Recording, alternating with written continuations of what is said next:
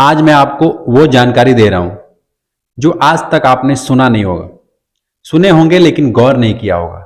और सबसे जरूरी चीज यही है, लाइफ में अगर आप फाइनेंशियली फ्री नहीं हैं, फाइनेंशियल फ्रीडम यदि आपके पास नहीं है, तो आप बंधे हुए हैं। और मैं नहीं चाहता कि आप जीवन भर बंधे रहें। एक समय होता है कि आदमी को कहीं नौकरी करना है, कहीं व्यापार करना है, कुछ बिजनेस करना है, लेकिन एटलीस्ट उसका ये गोल होना चाहिए कि मुझे फाइनेंशियली फ्री होना है, पैसों के मामले से मुझे फ्री होना है। ये बात मेरे दिमाग में बहुत पहले आ गई थी। मेरा उम्र 35 वर्ष है और मैं आपको बता दूं, बहुत पहले मुझे ये समझ आ गया था कि लाइफ में सबसे इंपॉर्टेंट जो चीज है वो फाइनेंशियली फ्री होना है। देखिए, पैसे तो सब कोई कमाता है, पैसे को इन्वेस्ट भी सारे लोग करते हैं। बहुत सारे लोग अपने पैसे को कमा करके बैंक में जमा करते हैं, कुछ सेविंग अकाउंट में, कुछ एफडी कराए होंगे, कुछ अलग अलग तरीका से कोई कहीं इन्वेस्ट किया होगा, कोई शेयर खरीदा होगा।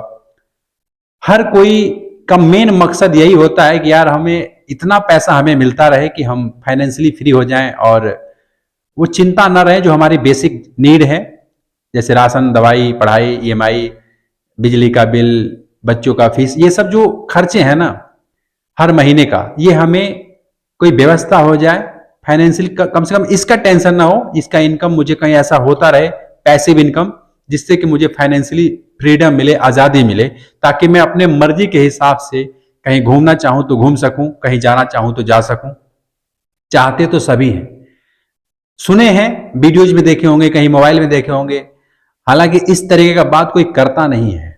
मैंने देखा है कि गांव या शहर कहीं पे भी फाइनेंशियली फ्री होने के लिए कोई बात नहीं करता है। आप जिसके मुंह से भी सुनोगे तो यही कहेगा कि ये नौकरी कर लेते हैं, कोई बड़ी ज्यादा सैलरी है, या कोई प्राइवेट ये काम कर लेते हैं, कोई इंजीनियर, कोई डॉक्टर, कुछ सब बनना चाहते हैं। और उसका देखो बाद में समझ आता है, उस बंदे को बाद में सब कुछ ये पा जाने के बाद उसको समझ में आता है कि यार हमें फाइनेंशियली फ्री भी होना होता है इसी जीवन में। अब फ्रीडम के लिए, फाइनेंशियली फ्रीडम के लिए क्या हम अलग से कोई जन्म लेकर नहीं ना आएंगे, इसी जन्म में ना हमको करना है। तो मैं आज आपको इसी के बारे में समझाना चाहता हूं, बताना चाहता हूं, मुझे जो समझ आया है आज तक दुनिया को देख करके, और मैंने क्या किया, कैसे किया, और आप भी चाहो तो कर सकते हो। तो सुनिएगा, समझिएगा, वीडियोज को पूरा देखिएगा तभी समझ आएगा। मेरे चैनल पे नए हैं, सब्सक्राइब जरूर कर लीजिएगा। सब्सक्राइब करके रखेंगे तो मुझसे आप कुछ कमेंट कर सकते हैं, कुछ मेरे वीडियोज को देख सकते हैं, कोई सवाल हो तो मुझे पूछ सकते हैं कमेंट करके। मतलब सब्सक्राइब करके रखेंगे, ये फ्री है ना। एटलीस्ट हमारी जो कोई वीडियोज होगी तो उसका नोटिफिकेशन आपको जाएगा, इसलिए मैं बोलता हूं कि आप मुझे सब्सक्राइब कर सकते हैं चाहें तो। अब बात आती है कि फाइनेंशियली फ्री कैसे हो। अब ये तो आपको समझ आ गया होगा कि फाइनेंशियली फ्री होना जरूरी है, क्योंकि मेन आखिरी गोल है, मकसद हमारा यही है जीवन का कि भैया हम इतना पैसा हमारे पास। अच्छा, फाइनेंशियली फ्री होने का ना बहुत सारे लोग सोचते हैं कि करोड़ों रुपया, अरबों रुपया चाहिए तब जाके हम फाइनेंशियली फ्री होंगे। ऐसा कुछ नहीं है।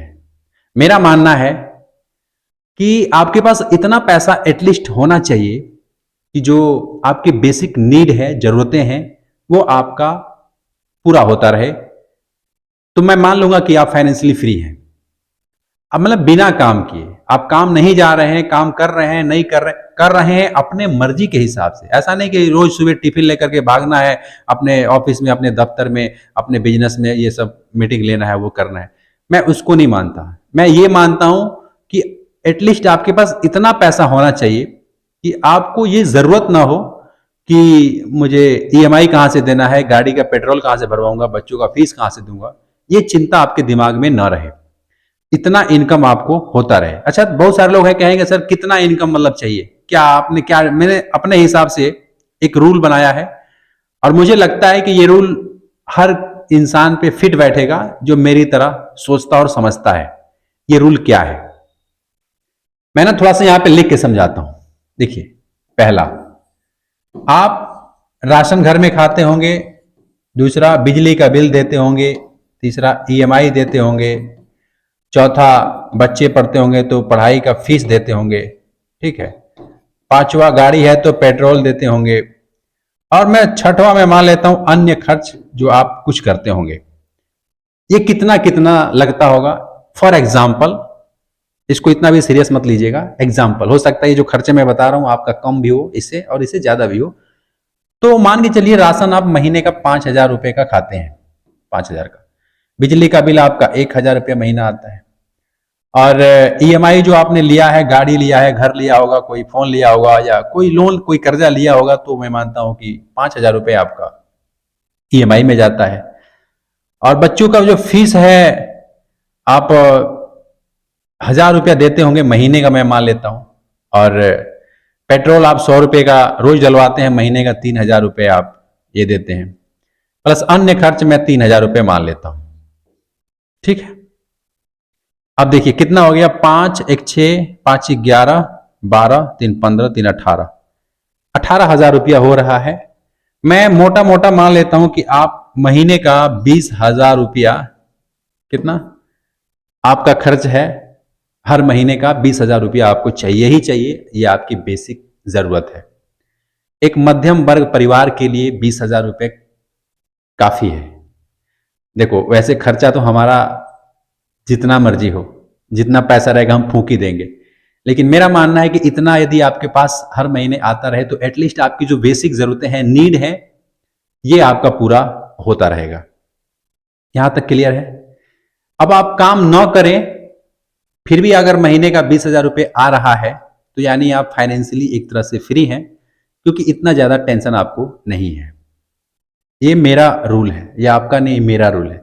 हो सकता है कि आप पे ये फिट बैठ रहा हो और हो सकता है कि आप पे फिट नहीं बैठ रहा हो, दोनों बातें। अब बहुत सारे लोगों को ये खर्चा ज्यादा लगेगा और बहुत सारे लोगों को ये खर्चा कम लगेगा। किसी का 5,000 महीने में काम चल जाता है। हाँ, ऐसे ऐसे भी परिवार हैं गांव में, मैंने देखा है कि 5,000 रुपये में बाहर पति परदेश भेज रहा है, 5,000 में काम चल जाता है। और किसी को 10 15 हजार 20,000 भी भेजता है तो कम पड़ जाता है, क्योंकि उसके मेहमान है, रिश्तेदार है, उसको दिखावा करना है, उसको सोने का चैन बनवाना है, ये करना है। देखो हमारी जीवन में जो जरूरत है, रोटी कपड़ा मकान, ये तो जरूरत है, इसके साथ दवाई पढ़ाई ईएमआई ये सब भी जरूरत है। तो हर महीने का 20,000 रुपये यदि आपका कहीं से व्यवस्था हो जाए, इसको आप एसिड के रूप में देखिए कि आप उसके लिए वर्क नहीं कर रहे हैं, एक्टिव नहीं है, फिर भी आपको 20,000 रुपये आ रहा है, कमा रहे हैं, तो आप यानी फाइनेंशियली फ्री हैं मेरी नजर में।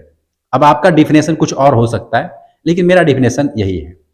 मैं अपनी बात करूं तो मुझे ये पता लगा था काफी साल पहले, लगभग 7-8 बरस हो गए, मुझे ये पता लग गया था कि एक दिन मुझे फाइनेंशियली फ्री होना है।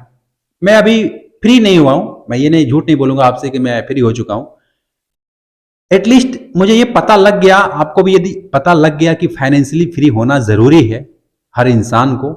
अगर उसको अपने जीवन में शांति चाहिए, सुख चाहिए, अच्छा चाहिए, तो फाइनेंशियली फ्री होना ही पड़ेगा, और कोई ऑप्शन नहीं है। क्योंकि दिमाग में आपके वही ईएमआई, पढ़ाई, दवाई, ये सब चलता रहेगा ना, कहां से आएगा, कहां से आएगा, क्या करेंगे, सिलेंडर कैसे भरवाएंगे, तो समझ लीजिए कि आपको शांति नहीं है। तो शांति के लिए आपको ये सब चाहिए। ये मुझे 8 साल पहले पता लग गया था, और मैंने उसके लिए कुछ काम किया। काम ये किया, मैं पैसे कमाया, कुछ पैसे को मैंने इन्वेस्ट किया, कहीं उसको सेविंग अकाउंट में रखा नहीं, क्योंकि मैं जानता हूं कि सेविंग अकाउंट में ब्याज उतना नहीं मिलता है, 3 से 4% मिलता है, यदि सरकारी बैंक है तो, और उसमें कुछ होता नहीं है।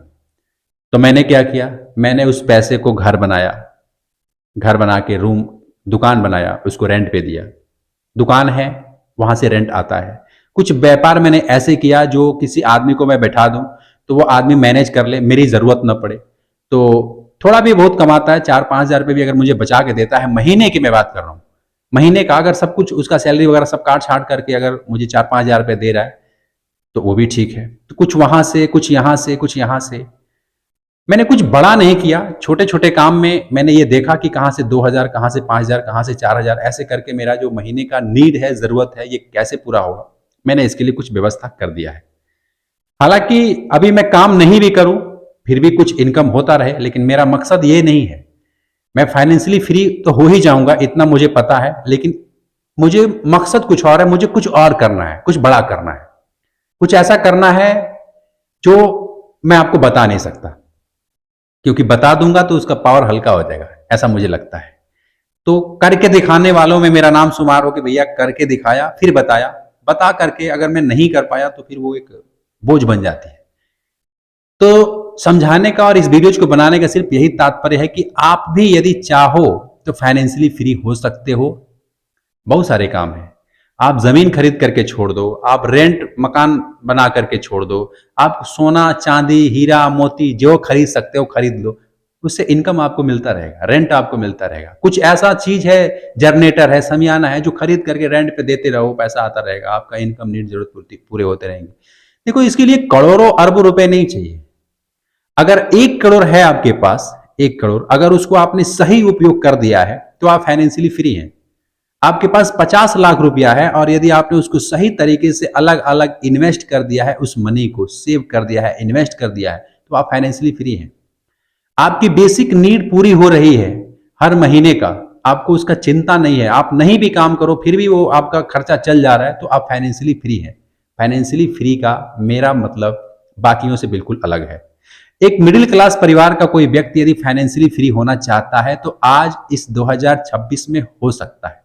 क्या क्या वो काम है कर सकता है, कैसे फाइनेंशियली फ्री हो सकता है, अगर ये आप पूरा सीखना चाहते हैं तो मेरे चैनल को आप सब्सक्राइब कर लीजिए। मेरी जो नेक्स्ट वीडियो होगी इसी टॉपिक पे होगी कि वो कौन कौन से काम है। देखो, एक वीडियो में सब कुछ बताना पॉसिबल नहीं है, आप भी समझ सकते हो, क्योंकि आप बोर हो जाओगे।